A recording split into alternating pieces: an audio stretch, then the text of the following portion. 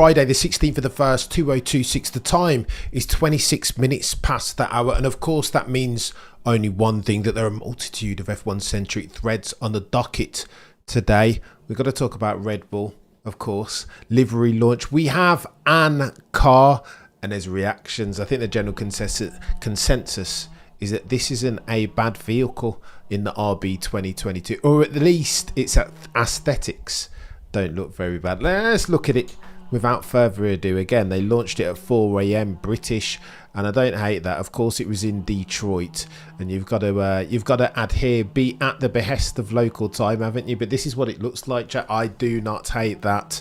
You want me to be honest? I think that's a god tier. Indeed, we can announce officially that Red Bull RB22 have won the 2026 Livery World Championship. That looks sexy. Of course, what jumps off the page is the colourway. Look at the bright red, the bright blues, and the gloss. Oh, mate, I don't hate this. I'm not even going to lie to you. That is properly an F1 car. Now, gloss back. Max Verstappen has been advocating for this for the longest time. So too, the blue, the dark blues of the Red Bull that we've become so acquainted per Red Bull are still there. But there is more. Let me go back to this one. There is the Ford blue, isn't it? More of a navy blue, and I don't hate it. I think it looks really sexy. I'm going to be honest with you, Jack.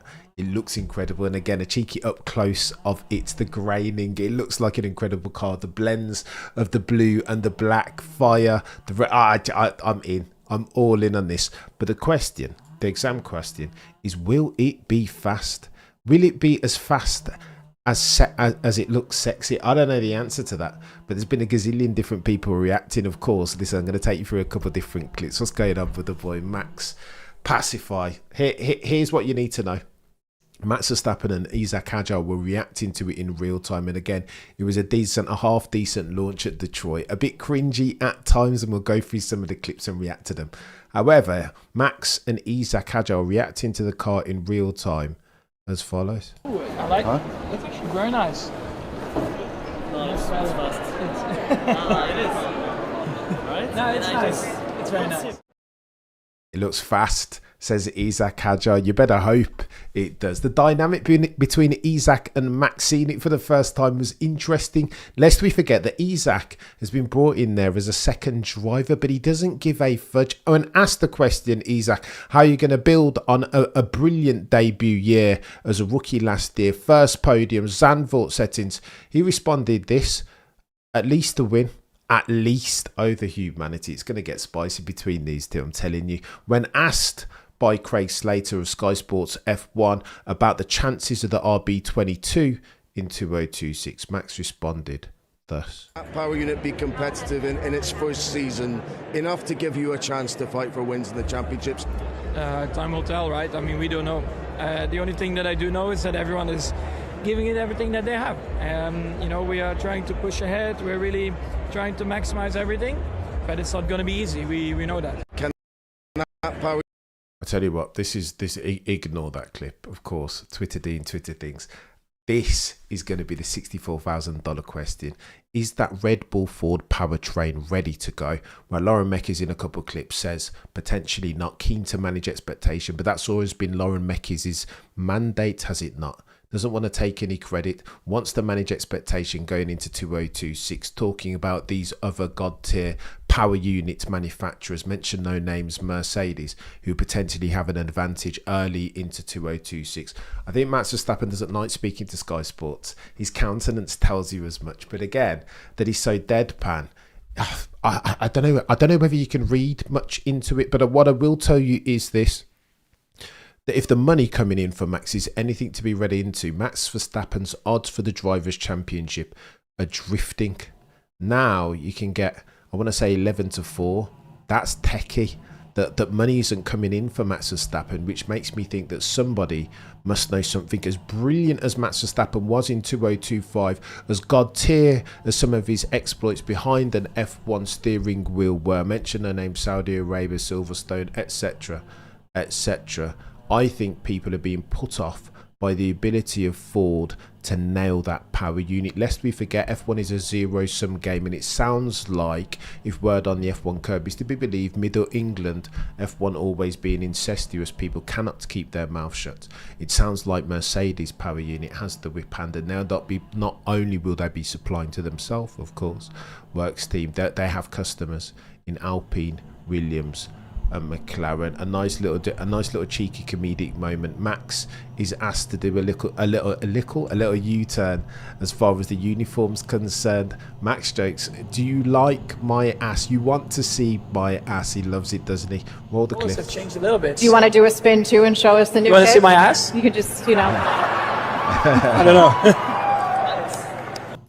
The uniforms look good, but again, most notable is the involvement in Ford. Those are no longer Red Bull Ford blues. Those are no longer Red Bull blues. Those are Ford blues, are they not? Interesting paradigm shift as far as Red Bull going forward. Here's the important bit though. When Lauren Mekies stood up there as team principal, he was quick to temper expectations. I too like the Ford blue reggae. I too like the Ford blue. I think it looks decent, but again, I think it's indicative.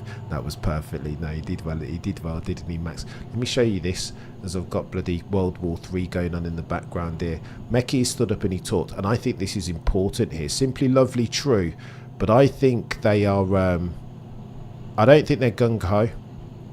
I think the mood, the impression that I get of the mood over at Milton Keynes and Ford is one of apprehension.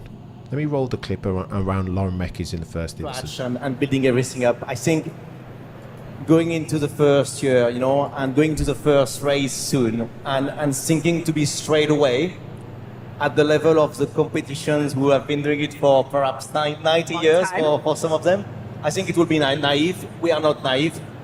We know it's going to be coming with a fair amount of struggle, a fair amount of headaches and sleepless nights, as we said.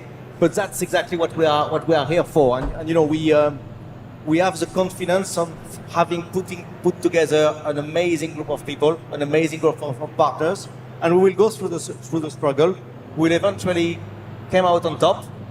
Bear with us in the first few months, and I think these initial difficulties will be a good reminders of how much we went through to eventually get on top. Keywords that jump off the page here: struggle, difficulty, sleepless nights, the expertise of rival cars and power unit manufacturer. I'm telling you, I think there might be trouble here. And again, word on the F1 curb is that Red Bull Powertrain, if there's another power unit not named Mercedes who understand a little bit about compression ratios and therefore have some advantage, a semblance of advantage on the likes of Scuderia Ferrari as a power unit provider, then it would be Red Bull Ford Powertrains. However, we have this conversation under the umbrella heading that this is a difference in extents and not kinds. I think Mercedes are going to mollywop these dudes, these guys and girls. Everything that I'm hearing is that they have, per the simulation, anywhere between 3 and 4 tenths on the rest of the field. There's another interesting moment during the presentation. They were properly advanced here, doing all these different VR bits and bobs. But I would argue, if you're going to present something, then present it. In order to present it, you can't have VR goggles on. And Callum Nicholas, ambassador of the Bulls that are red, stood up there and he did some interesting bits and bobs. Roll the clip. Manufacturing processes to make this assembly possible. So tell me a little bit about what you've been working on, Christian. Manufacturing processes to make this assembly possible. So tell me a little bit about what you've been working on, Christian. I don't think that's the best way. I mean, I'm not the master of presentations, but if you're presenting to an audience in real time who are there present, I don't think that's the best way to do it. Do you know what I mean? Mission Impossible, so it's not Mission Impossible, it's Minority Report and Tom Cruise. As advanced and sexy as it was, I think they missed the mark ever so slightly, and some of the presenters hadn't necessarily had their Weetabix, but I digress. Let me show you this as well. I want you to listen to this, because this is John Noble, one of the goatiest F1 journos to have ever goated. And again, not all F1 journos are created equal, but some are created more equal than others. Here's what Jonathan Noble says, rumour, word on the F1 curb as far as advantage or disadvantage of the power unit, the engine power unit manufacturers and providers going into 2026 roller clip. Engine ratios and stuff later on, but I think, as Ed says, everyone's predicting Mercedes to be in front. We don't know by how much, but then after that, you hear various stories that there is a degree of optimism from Renault, not from Renault, sorry. It's definitely not from them, from Red Bull. Shotgun back. We're back! It was all the ruse! And then the Alpine Renault will dominate the World Championship because they've been secretly beavering away in Viry. What a plan that would be.